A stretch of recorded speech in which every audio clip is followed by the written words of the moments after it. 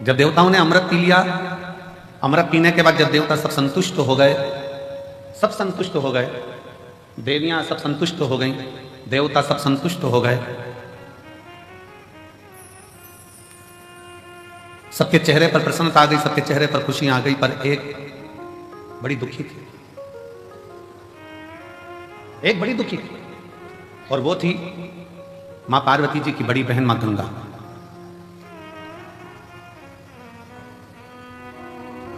गंगा मैया एकदम स्थिर होकर, स्तब्ध होकर, चुप होकर बैठ गई। पार्वती जी ने पूछा मां गंगा से, जी सारे देवताओं को अमृत मिला है, आपको भी अमृत की प्राप्ति हुई है, क्योंकि आप भी देवी हो, जितने भी देवी देवता इन सबको अमृत की प्राप्ति हुई है, आप भी देवी हो, आप भी देवता में आती हो, देवियों में आती हो, तो आपको भी अमृत मिला। फिर तुम स्तुत क्यों, फिर क्यों चुप, फिर क्यों मौन हुआ, किस लिए? आपके मन में कोई दुख है, आपके हृदय में कोई संकोच है, आपके मन में कोई कष्ट है, कोई दुख है? गंगा मैया की आंखों से नीर बह रहा था, आंसू। पार्वती जी ने फिर पूछा, सारे देवताओं को जो अमृत प्राप्त हुआ उसकी तो खुशी मनाई जा रही है कि हमको अमृत मिल गया। देवताओं को अमृत मिला, वो भी खुशी मना रहे थे, और अपन अमृत स्नान कर कर आए, प्रयागराज गए, स्नान किया, अपन कितने खुश हुए। अपन तो अमृत स्नान करे तो खुश हैं, देवताओं को तो पीने को मिला होगा तो उनने तो नगाड़े बजा दिए होंगे ना, आतिशबाजी चला दी होगी ना, ढोल मंजीरा बजाया होगा कि हमको अमृत पीने को मिला।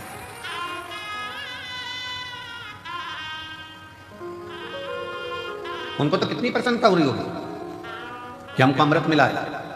अपन तो केवल अमृत का स्नान कर कर आए, कुंभ के मेले में गए, प्रयागराज पहुंचे, प्रयागराज में स्नान किया, स्नान कर कर। पर जरा विचार करिएगा, सारे देवता कितने प्रसन्न होंगे, पर गंगा मां, जी आपकी आंखों में जल है, आप रो रही हो क्यों, किस लिए?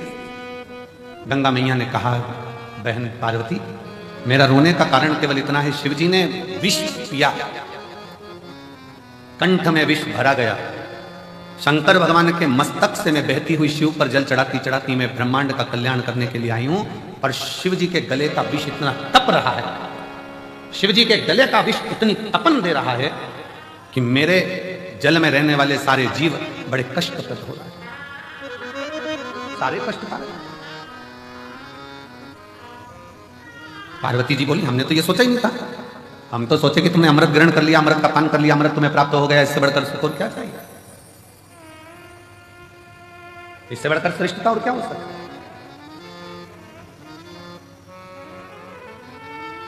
पार्वती जी ने कहा, थोड़ी देर रुको, देवाधिदेव महादेव कृपा करेंगे। अंदर से मां गंगा विचलित है, भीतर से मां गंगा विचलित है कि भगवान शंकर के गले में जो विष है, वो विष की जो तपन है, भले भोले बाबा ने विष को पिया, पर कंठ में जो तपन भरी हुई है कि वो तपन, उस तपन के कारण गंगा मां के जल में रहने वाले सारे जीव कष्ट प्रद हो।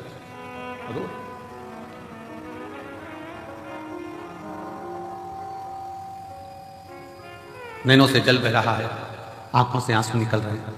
क्यों चिंता करती है? शिव जी जब जागेंगे, आप शंकर जी की आराधना में लग जाओ। गंगा मैया भगवान देवाधिदेव महादेव की आराधना में लग गए। क्या आराधना करी गंगा मैया ने? अकेले नहीं, मां गंगा का जल जैसा जैसा बहता गया और जितने जितने जीव उस जल के अंदर रहते थे, गंगा मैया ने सबसे कह दिया कि मैं अकेली शिव जी को राजी नहीं कर सकती, सब मिलकर करो। जब सब मिलकर पुकारोगे तो बाबा सुनेगा जरूर। अकेले रहकर टीवी के सामने बैठकर कथा सुनना अलग बात है, मोबाइल लेकर दुकान पर अकेले बैठकर कथा सुनना अलग बात है, पर सामूहिक रूप से जब हम किसी पंडाल में पहुंचते हैं, बाबा कुबेर भंडारी के दरवाजे पर पहुंचकर कथा सुनते हैं, तो उसका फल अलग बात है, वो अलग है।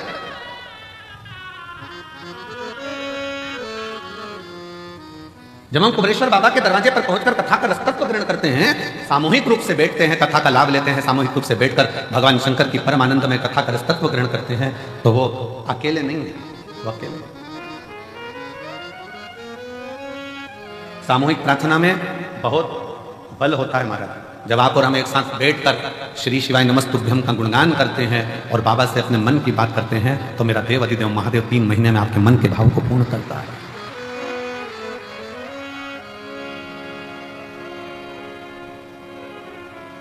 करते हैं, दान करते हैं, पुण्य करते हैं, स्मरण करते हैं, तो उसका फल लाखों लाखों गुना होता है, लाखों गुना। बहुत ध्यान से सुनना, कथा का स्मरण करिएगा, बहुत सावधानी से। आप किसी शंकर जी के मंदिर में, देवादिदेव महादेव के मंदिर में एक लोटा जल चढ़ाने के लिए जब जाओ, और शिव जी के मंदिर में जब एक लोटा जल चढ़ाने के लिए जाओ, 8-10 माताएं बैठी हो, 4-5 माताएं बैठी हो, 2-4 माताएं बैठी हो, बच्चे कोई हो, बुजुर्ग कोई हो, बूढ़ा कोई हो, पुरुष कोई हो, स्त्री कोई हो, कन्या कोई हो, बेटी कोई हो, और भगवान शिव को आप जब एक लोटा जल समर्पित कर रहे हो, सब बैठे हैं, सब पूजन कर रहे हैं, सब अर्चना कर रहे हैं, सब जल चढ़ा रहे हैं, सब भक्ति कर रहे हैं, और उसी में तुम भी पहुंच गए, आप भी पहुंच गए, एक लोटा जल चढ़ाना प्रारंभ कर दिया। और जब जल चढ़ाना प्रारंभ करा तो समझ लेना कि आज इतनी सारी माताएं जब एक साथ जल समर्पित कर रही हैं, एक साथ भगवान को पुकार रही हैं, तो भगवान की भक्ति में कोई ना कोई एक ऐसी इसमें स्त्री होगी, कोई बच्चा, कोई उसमें कोई ना कोई एक ऐसा होगा, और वो अकेला जब शंकर जी को पुकारेगा तो उसके बल पर हम भी तर जाएंगे और हमारा भी कल्याण होगा। कोई अकेला, कोई एक,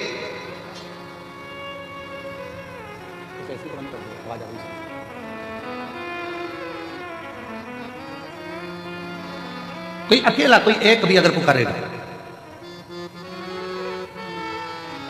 और अकेला यदि एक भी अगर उसमें से पुकारता है और उसमें से 10 हैं, अच्छा देखो बहुत सरल बात, उसे समझे जरा सा, और सरल भाषा में समझो, इससे समझ में नहीं आए तो और सरल भाषा में समझो। सब्जी वाले के पास जाओ और उससे अकल लो थोड़ी सी। सब्जी वाला क्या अकल देता है, क्या बुद्धि देता है? वो सब्जी की दुकान पर बैठे बैठे मिर्ची को छाट कर अलग करता रहता है, आलू को छाट कर अलग करता रहता है, प्याज को छाट कर अलग करता है, लहसुन को छाट कर अलग करता है, संतरे वाला संतरे को छाट कर अलग करता है, केले वाला केले को छाट कर अलग करता है, अंगूर वाला अंगूर को छाट कर अलग करता है। क्यों अलग कर रहा है? उसको मालूम है अगर एक केला सड़ा इतने केलों में बैठ गया तो वो सारे केलों को सड़ा देगा, एक टमाटर सड़ा इतने सारे टमाटर को सड़ा देगा, एक आलू सड़ा इतने आलू को सड़ा देगा, एक मिर्ची सड़ी बहुत सारी मिर्ची को सड़ा देगी, एक जरा सा कोई चीकू सड़ा बहुत सारे चीकू को सड़ा देगा। अब उससे आप समझें, एक इतनों को बिगाड़ सकता है तो कोई एक इतनों को तार भी सकता है। एक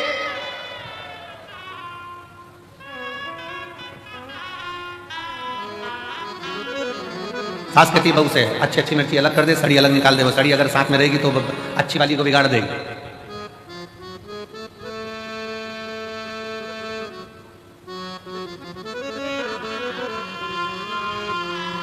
सास की जिस बहू से नहीं बनती है ना, और बेटे की नई बहू आ रही होती है ना, और जिस बहू से नहीं बनती वो 4-6 में से किसी एक में से, और 4-6 में से एक से नहीं बनती है और नई बहू आ रही होती है ना, तो वो जिससे नहीं बनती है ना उस बहू को उसके पास जाने नहीं देती, उसके पास पहुंचने नहीं देती।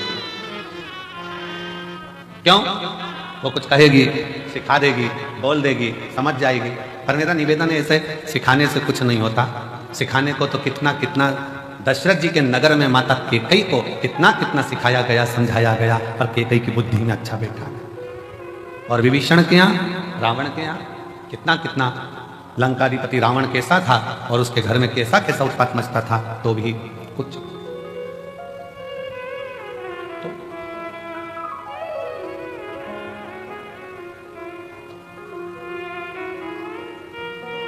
10-5 माताएं बैठकर भजन कर रही है, साधना कर रही हैं, अर्चना कर रही हैं। कितना सुंदर।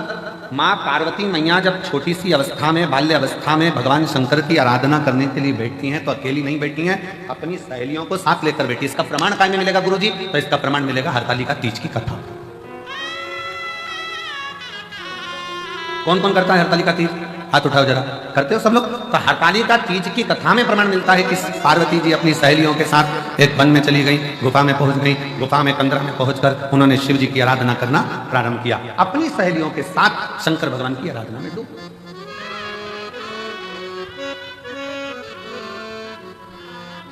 शिव जी की आराधना में डूब। क्या हुआ? पार्वती जी तो तब साधना कर रही थी। सहेलियां क्या कर रही थी? सखियां क्या कर रही थी? पार्वती जी तो शंकर के पार्थिव शिवलिंग का पूजन कर रही थी। सखियां क्या कर रही थी? सहेलियां क्या कर रही थी?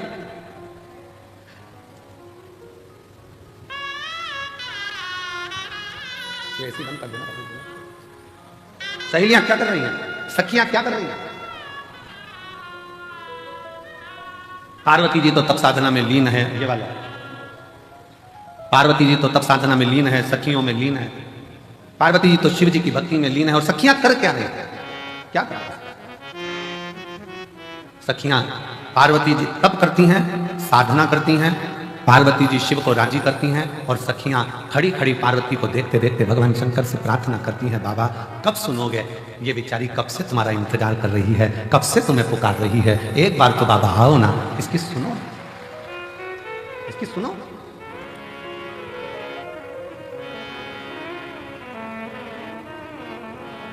से प्रार्थना कर ली सब जगह से। आखिरी में एक दिन उसके मोहल्ले में कोई ने कहा कि अगर 24-25 साल हो गए हैं तो कहा कि अब मैं माँ कभी नहीं बन सकती। ऐसा है जब इतने साल 25 साल बहुत होते।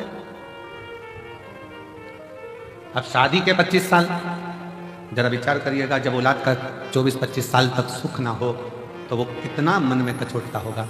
तब किसी ने कहा एक काम करो, जाओ एक बार कुबेरेश्वर बाबा की भूमि पर जाओ, रुद्राक्ष महोत्सव हो रहा हो, तंबू तानो, बाबा का भजन करो, स्मरण करो, कथा सुनो, शिव भक्ति को धारण करो, सुनो कथा। आई बाबा से विनय करा, निवेदन करा, पत्र है उसका कोई।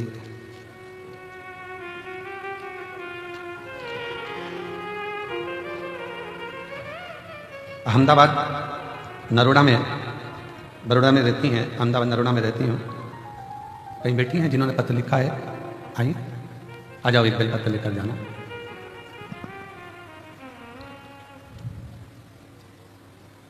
मेरी बहू के यहाँ संतान की प्राप्ति नहीं, 24 साल निकल गए, तब इस बाबा के दरवाजे पर आकर विनय करी और बाबा की कृपा से 24 वर्ष के बाद पुत्र रत्न की प्राप्ति हुई, बाबा की करुणा से। शिव किसको कहते हैं? शंकर किसको कहते हैं? उसकी उदारता क्या होती है? मैं अहमदाबाद की रहने वाली हूं, गुजरात से हूं। शिव तत्व किसको कहते हैं? आप उसके आश्रित तो होइए, वो रास्ते खुलता चला जाता, मार्ग बनाता चला जाता। पर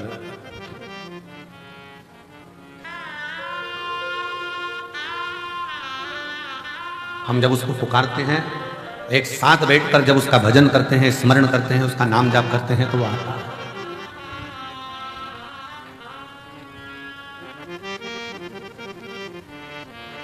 सामूहिक प्रार्थना में बहुत बड़ा बल होता है, बहुत बड़ा सामूहिक प्रार्थना। अभी अभी तो थोड़ा थोड़ा ये घरों में विवाद ज्यादा हो गया था, तो लोग पूजन पाठ अलग अलग करने लगे। पर मेरी बुजुर्ग माताएं, जितनी बूढ़ी बूढ़ी माँ बैठी हैं, ईमानदारी से बोलना, तुम्हारे घर में देवी का पूजन भी साथ में होता था, देवता का पूजन भी साथ में होता था, नवरात्रि में अष्टमी नवमी साथ में पूजन होती थी, तुम्हारे घर में कोई बड़ा त्योहार आ गया, लक्ष्मी पूजन, ये पूजन वो पूजन, सारी पूजन साथ में होती थी। हरतालिका तीज करते थे तो मोहल्ले की सारी गाँव की नगर की माताएं इकट्ठी हो जाती थी। बोलो सही है कि गलत? पहले पूजन की सामूहिकता, आ जाओ, पहले सामूहिक पूजन की प्रधानता, सामूहिक पूजन।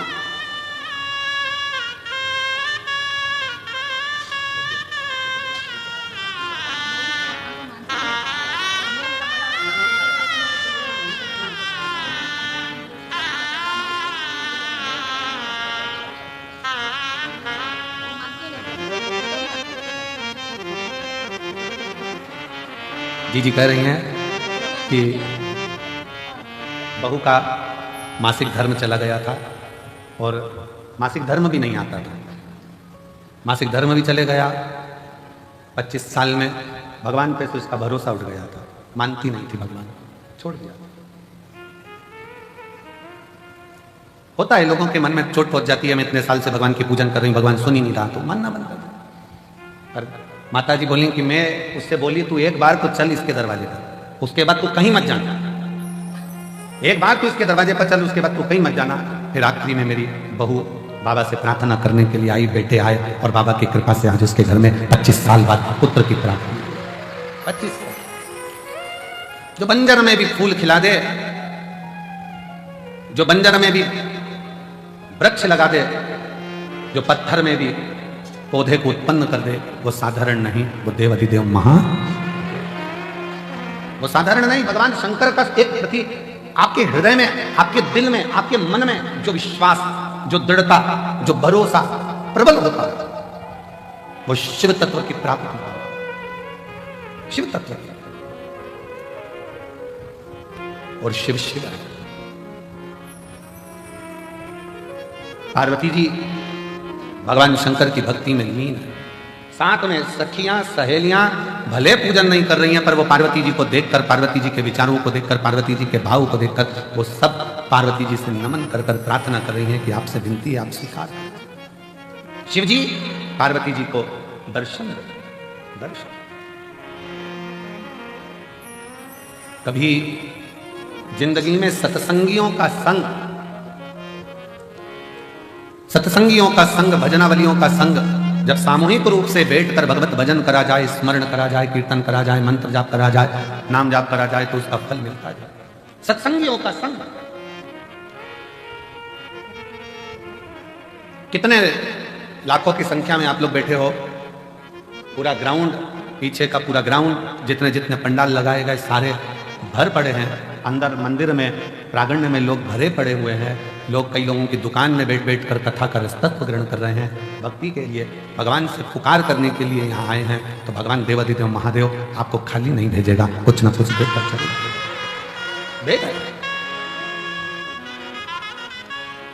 मैंने तुम्हें ही पुकारा मेरे भोले बाबा। हम उसकी शरणागति ग्रहण करें, हम शंकर को जाने, हम शिव जी को पहचाने,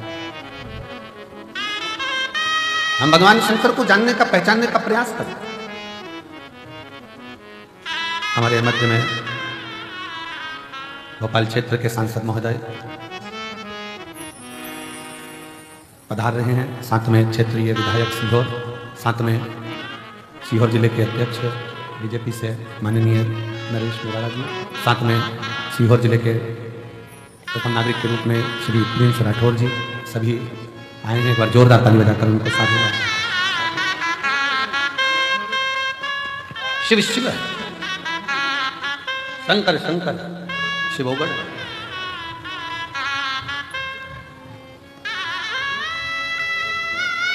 हम तो शिव के बिना सब शून्य, श्वास है तो शिव।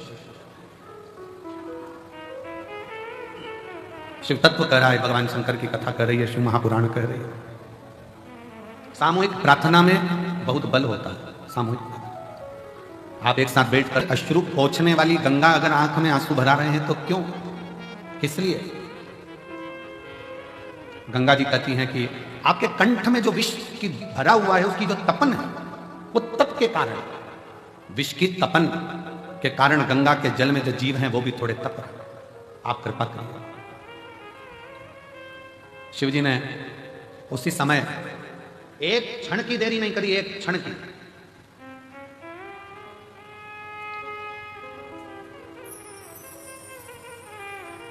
भगवान शंकर ने एक क्षण की देरी नहीं करी और मां आदि शक्ति, मां दुर्गा भवानी को, मां जगत जननी जगदम्बा को भगवान शंकर ने उसी क्षण अपने सम्मुख में, अपने कंठ के सम्मुख में, साक्षी में उनको समाहित कर दिया।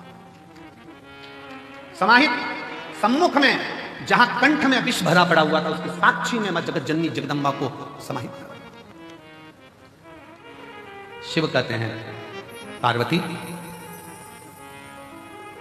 आज गंगा जी के रुदन को देखकर मेरा मन व्यथित हुआ, पर आज मैं वचन देता हूं कि गंगा का जल कोई स्नान करे ना करे, पर मात्र हर हर गंगे कहते से उसके सारे पाप में धो दूंगा, नष्ट कर दूंगा।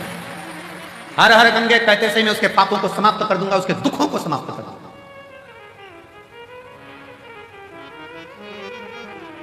आप लोग गंगा नहाने जाते हो, क्या बोलते हो? जम के बोलो जरा, हर हर गंगा, मैं उसको उसी क्षण पापों से मुक्ति दे देता हूं, उसी क्षण उसके दुखों का निवारण करूंगा।